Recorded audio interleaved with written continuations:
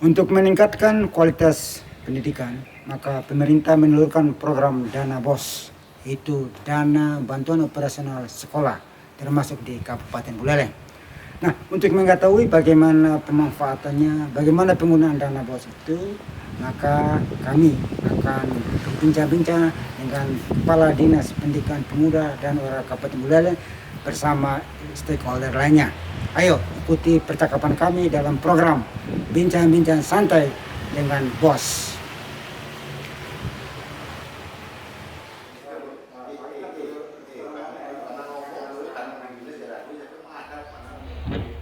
Sahabat Sinar Timur TV, berjumpa kembali dengan saya Fransilino. Kali ini dalam acara Ngobrol Bareng dengan Bos,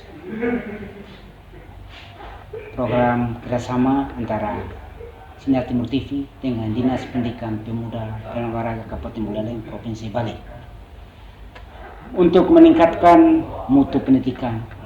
Maka pemerintah mengeluarkan sebuah program, yaitu BOS, Bantuan Operasional Sekolah. Dan saat ini kami sedang bersama dengan Bapak Kepala Dinas Pendidikan Pemuda dan Olahraga Kabupaten Buleleng, Bapak Imade Astike SPD MPD. Om Swastiastu. Om Swastiastu, Bapak. Bapak Kepala Dinas, bisa dijelaskan tentang penggunaan dana BOS di Kabupaten Buleleng? Baik, terima kasih. Mohon izin nih, buka masker.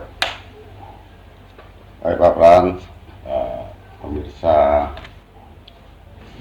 Sinar Timur TV, di mana saja berada.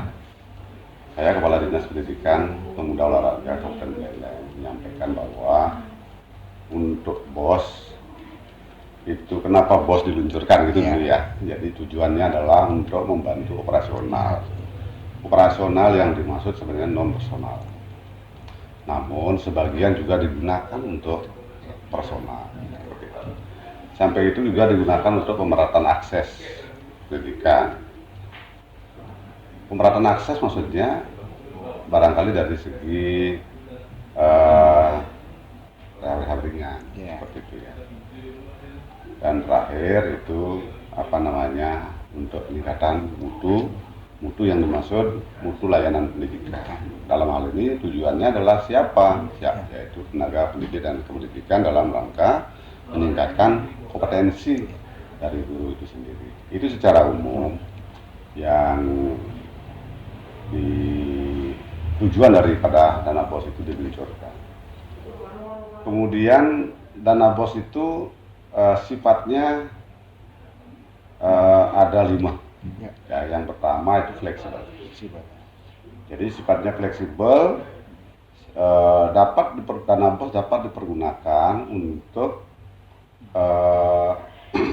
bersifat fleksibel, jadi sesuai dengan kebutuhan yang ada di satuan pendidikan. Tentu rinciannya nanti ada. Rincian detailnya tentu semua nanti yang akan dimanfaatkan atau yang dimanfaatkan oleh sekolah itu ya tidak harus tertuang detail di petunjuk teknis. Nah, acuannya adalah Permendikbud nomor 9 tahun 2021. Yang kedua adalah efisien dari segi pemanfaatan dananya. Kemudian efektif, yang kemudian transparan. Terakhir baru akuntabel. Nah, jadi yang dimaksud efisien itu artinya bagaimana mereka menuangkan di dalam RKS satuan pendidikan itu biar tidak ada yang double pengadaan. Efektif, jadi yang memang harus dilakukan di sekolah ya, ataupun yang perlu dilakukan tatap muka saat ini bisa dilakukan dengan video conference. Jadi lebih efektif untuk dilakukan.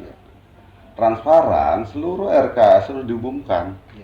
Jadi di papan pengumuman sekolah itu rincian belanja dari dana BOS itu diumumkan kepada seluruh stakeholder ataupun masyarakat yang membutuhkan informasi terkait dengan satuan pendidikan itu. Bagian dari pertanggungjawaban kepada publik enggak? Pertanggungjawaban daripada publik. itu di sana dia akuntabel. Iya. Nah, itulah yang terakhir nanti akuntabel. Ada beberapa poin yang nanti bisa digunakan. Yang pertama itu adalah pengembangan perpustakaan. Ini sebenarnya kalau dulu kan semua main kertas. Ya. Beli buku, Ya. buku utama, buku pendamping, buku teks utama, buku teks pendamping, buku pengayaan. Nah sekarang itu sudah disebut. Sekolah boleh nggak beli? Boleh, apabila ada kekurangan. Kemudian, tapi arah ke depan dan di perpustakaan itu, Mas Pran, itu adalah digitalisasi. Nah, jadi tidak berbasis kertas lagi ke depannya nih. Ini bertahap karena anggaran nanti yang dibutuhkan kan cukup besar. Ya, pemerintah melalui pemerintah daerah juga mengupayakan untuk mendorong digitalisasi itu, yaitu di pengembangan perpustakaan mulai nanti di pembelajaran. Nah saat ini dana BOS sifatnya memang sangat fleksibel sekali digunakan.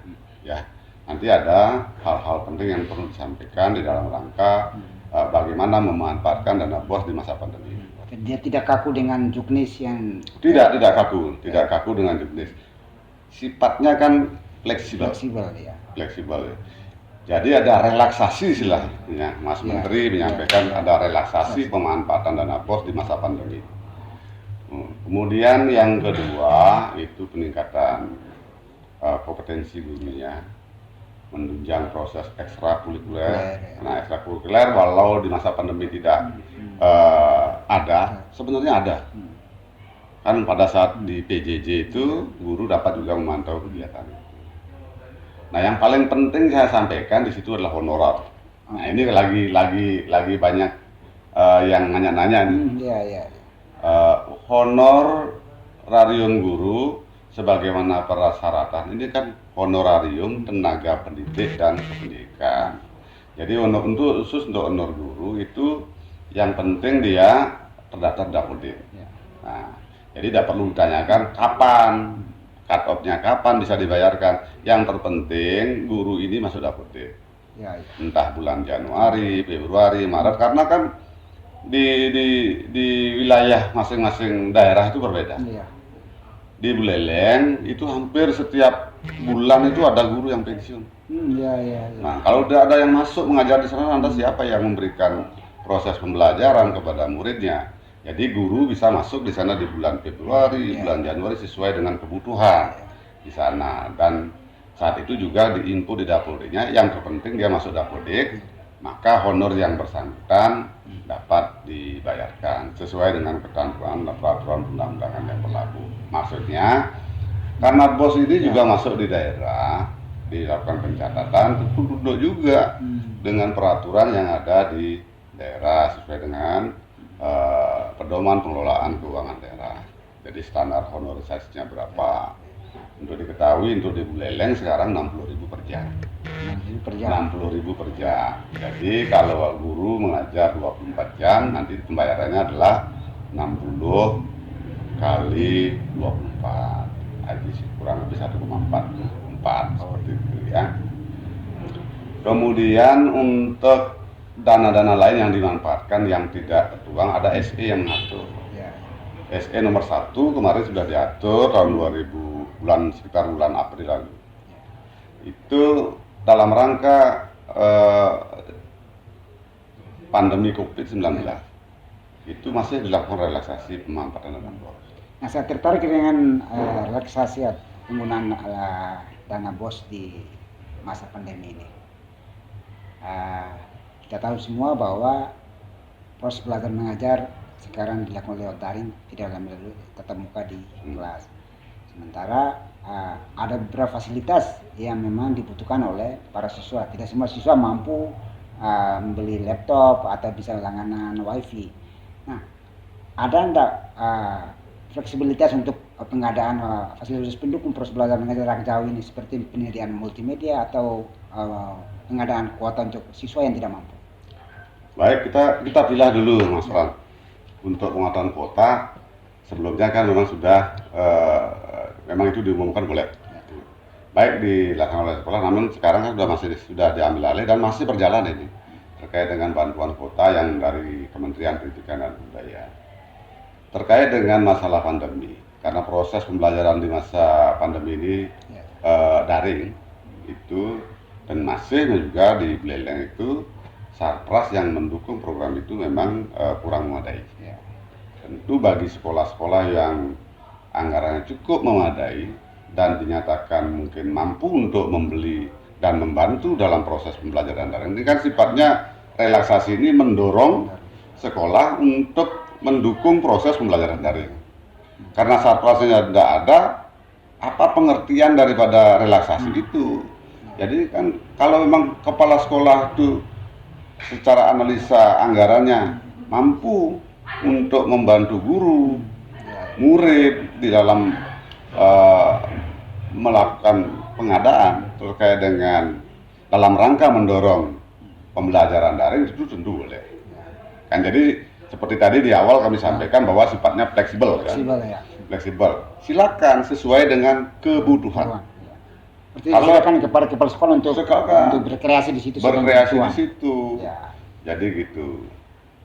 Seperti arah-arahan dari pimpinan dari Direktorat Jenderal Pendidikan Dasar dan Menengah termasuk PAUD itu, kalau semua aktivitas yang ada di sekolah tertuang di dalam juknis, dapat dibayangkan setebal apakah juknis itu. Nah, ini makanya di situ disebutlah fleksibilitas. Apalagi Mas Menteri sudah menyampaikan bahwa relaksasi penggunaan dana BOS sesuai dengan kepentingan sekolah. Di masa pandemi yang paling urgensi dilakukan adalah sekolah atau kepala sekolah itu menyiapkan daftar periksa, Mas Pram. Ya, jadi persiapan untuk melaksanakan PTM. Yang pertama itu adalah menyiapkan masker. Masker cadangan yang ada di sekolah. 2, menyiapkan tempat cuci tangan. 3, menyiapkan hand sanitizer. Kemudian alat ukur suhu tubuh. Nah, itu disiapkan itu. Kemudian setelah itu, karena ini utamanya ini analisanya itu anak-anak harus semua siap di depan masing-masing kelas itu, sudah kita evaluasi itu. Jadi sekolah-sekolah yang sudah kita monitoring, kalau hanya 1, 2 tidak sebanding dengan jumlah siswa yang mereka miliki, harus tambah. Itu di situ relaksasinya dalam rangka menanggulangi dan turut membantu pemerintah dalam mencegah penyebaran COVID di satuan pendidikan. Kemudian pembelian alat-alat penyemprotan yang di sekolah juga. Nah, kalau dari juknis SE itu kan hand sanitizer, masker, apalagi itu tempat cuci tangan, alat ukur suhu tubuh. Loh, nanti yang semprot disinfektan itu nggak ada tertuang di sana. Kalau itu dinyatakan nggak boleh gimana? Nah, padahal itu sangat penting dilakukan. Jadi untuk nyemprot sekitar ruangan dan sebagainya, sekitar halaman sekolah, itu sekolah juga dapat memanfaatkan dana BOS untuk membeli peralatan termasuk disinfektan itu sendiri. Namun disinfektan sepanjang ada pesanan dari sekolah, laporan kepada kita, pemerintah daerah sudah siap membantu. Terus untuk tahun 2021, bagaimana perkembangan dana BOS untuk Kabupaten Buleleng? Karena ada juga Permendikbud yang mengatur itu, termasuk untuk penggunaan untuk penerimaan siswa dan lain sebagainya. Lalu bagaimana dengan jumlah yang didapat Buleleng untuk tahun ini? Baik. Jadi demikian pemirsa di rumah. Biar tidak ada kekhawatiran bahwa dana BOS itu memang digunakan untuk hal-hal itu. Nah, termasuk PPDB. Kami tegaskan bahwa seluruh proses perbelanjaan ataupun pengadaan yang dilakukan sekolah itu seluruhnya menjadi tanggung jawab satuan pendidikan. Namanya SPTJM-nya itu adalah di satuan pendidikan.